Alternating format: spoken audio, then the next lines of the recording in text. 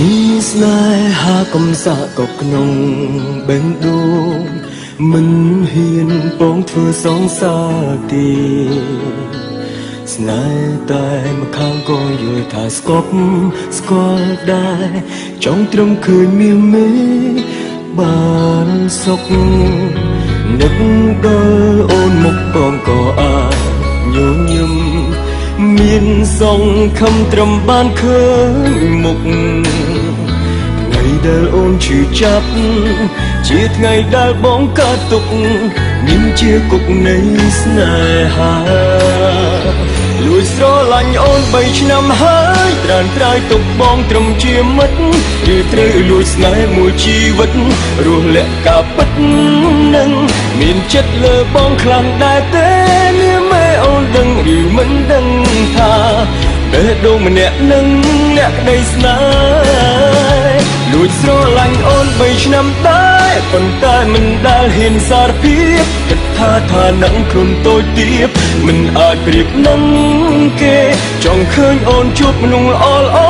បារម្ភពីអូនសង្គ្រោះពេលខ្លាចនេះមិនជួបមនុស្សបោកប្រាស់ស្នេហ៍ធ្វើបាប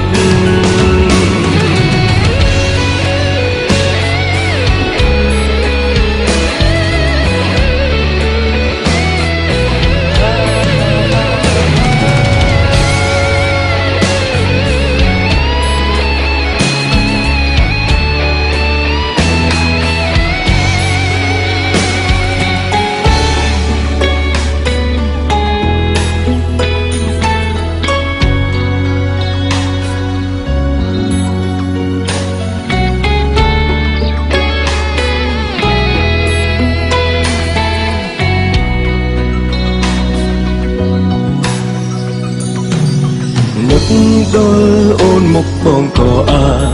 ចញញឹមមានសង្ឃឹមត្រឹមបានឃើញមុខថ្ងៃដែលអូនឈឺចាប់ជាថ្ងៃដែលបងកើតទុកមានជាគុកនៃស្នេហា